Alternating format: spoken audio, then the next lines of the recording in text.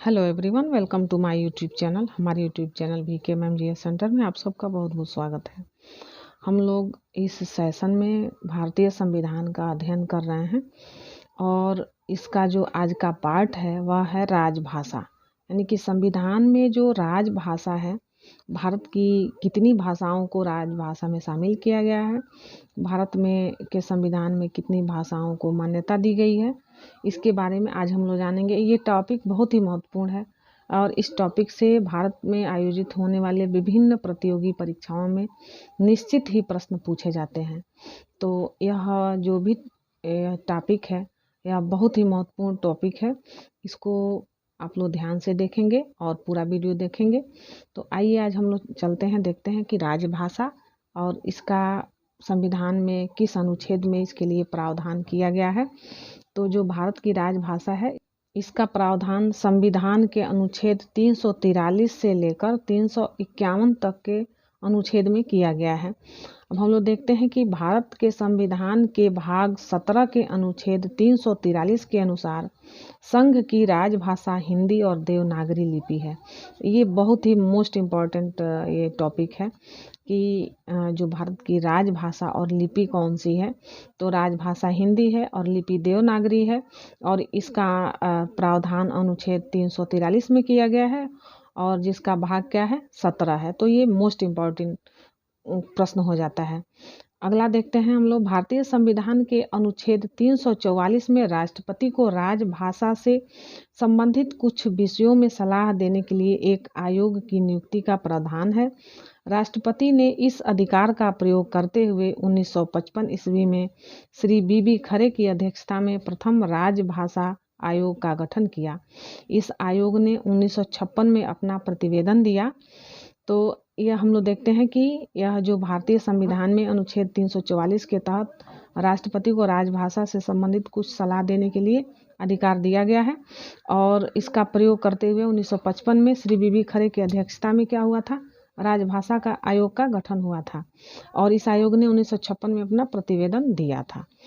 संविधान की 8वीं अनुसूची के अनुसार निम्नलिखित भाषाओं को राजभाषा के रूप में मान्यता प्राप्त है। यानी कि कौन कौन सी भाषाएं हैं जिनको राजभाषा की मान्यता प्राप्त है, हम लोग देखते हैं इनकी संख्या कितनी है। तो इनकी संख्या जो है वह 22 है और ये कौन कौन सी है ताइए हम लोग देखते हैं। असमिया, बंगला, गुजराती, हिंदी, कन्नड़, कश्मीरी, मलयालम, मराठी, उड़िया, पंजाबी, संस्कृत, सिंधी, तमिल, तेलुगु, उर्दू, कोंकणी, मणिपुरी, नेपाली, मैथिली, संथाली, डोगरी और बोडो है। तो ये 22 भाषाएं जो है भारतीय संविधान के अनुसार राजभाषा के अंतर्गत मान्यता प्राप्त हैं।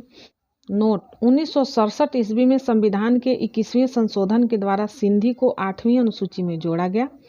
1992 ईस्वी में संविधान के 71वें संशोधन के द्वारा मणिपुरी, कोंकणी और नेपाली को 8वीं अनुसूची में जोड़ा गया।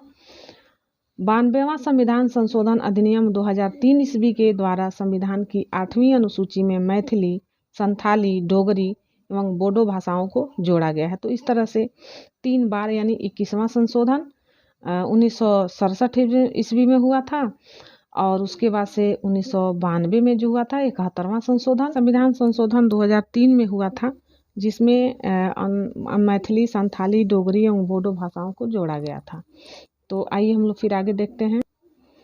अब देखते हैं राज्य की भाषा। संविधान के अनुच्छेद 345 के अधीन प्रत्येक राज्य के विधानमंडल को यह अधिकार दिया गया है कि वह विधि द्वारा राज्य के राजकीय प्रयोजनों में से सब या किसी प्रयोग के लिए उस समय राज्य में प्रयुक्त होने वाली भाषाओं में से किसी एक या अनेक को या हिंदी को अंगीकार कर सकता है, परंतु जब तक राज्य का विधानमंडल विधि द्वारा अन्य उपबंध न करे तब तक राज्य के भीतर उन शासकीय प्रयोजनों के लिए अंग्रेजी भाषा का प्रयोग किया जाता रहेगा।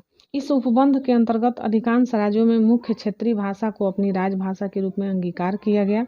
जैसे आंध्र प्रदेश ने तेलुगु, केरल ने मलयालम, असम ने असमिया, पश्चिमी बंगाल ने बंगाली, उड़ीसा ने उड़िया, गुजरात ने गुजराती के अतिरिक्त हिंदी, गोवा ने कोंकणी के अतिरिक्त मराठी व गुजराती, जम्मू कश्मीर ने उर्दू, मेघालय, अरुणाचल प्रदेश एवं नागालैंड ने अंग्रेजी, पुडुचेरी ने फ्रांसीसी, त्रिपुरा ने कोकबोरोक तथा मिजोरम ने मिजो ध्यान देने योग्य बात यह है कि राज्यों द्वारा भाषा का चुनाव संविधान की 8वीं अनुसूची में उल्लिखित भाषाओं तक ही सीमित नहीं है।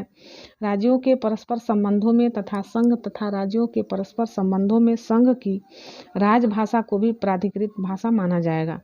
परंतु यदि 2 या अधिक राज्य यह करार करते हैं कि उन राज्यों के बीच पत्रादि की राजभाषा हिंदी भाषा होगी, तो ऐसे पत्रादि के लिए उस भाषा का प्रयोग किया जा सकेगा। इसका प्रावधान अनुच्छेद 346 में किया गया है। यानी कि जो भी राज्य हैं उनके पत्राचार के लिए उस भाषा का प्रयोग करने के लिए एक दूसरे के बीच में करार होता है, तो उस भाषा का प्रयोग किया जा सकता है। अगला है कि उच्चतम और उच्च न्यायालयों तथा विधान मंडलों की भाषा।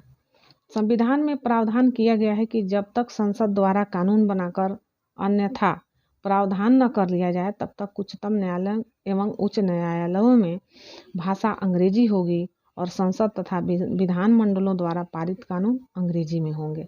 तो इसका मतलब यह है कि उच्चतम न्यायालय और उच्च न्यायालय यानी कि हाई कोर्ट और सुप्रीम कोर्ट तथा विधान मंडलों की जो भाषा वह अंग्रेजी ही है। एक नोट देखते हैं हम लोग। संविधान के अधीन किसी भाषा को राष्ट्रीय भाषा के रूप में नहीं अपनाया गया। इसके अधीन हिंदी को केवल राजभाषा के रूप में रखा गया, अर्थात भारत की कोई राष्ट्रीय भाषा नहीं है। तो एक तरह से यह शार्ट नोट है जिसको ध्यान में रखेंगे। लेकिन जो भाषा के संदर्भ में जो भी संविधान में प्रावधान है, इसके बारे में हम लोगों ने देखा। तो उम्मीद है आप लोगों को यह वीडियो अच्छा लगेगा। वीडियो अच्छा लगेगा तो लाइक कमेंट करिएगा, हमारे चैनल को सब्सक्राइब करिएगा। मिलते हैं हम लोग संविधान की अगली सीरीज में। तब तक के लिए हमारी वीडियो को देखते रहिए। Thank you for watching this video. जय हिंद, वंदे मातरम।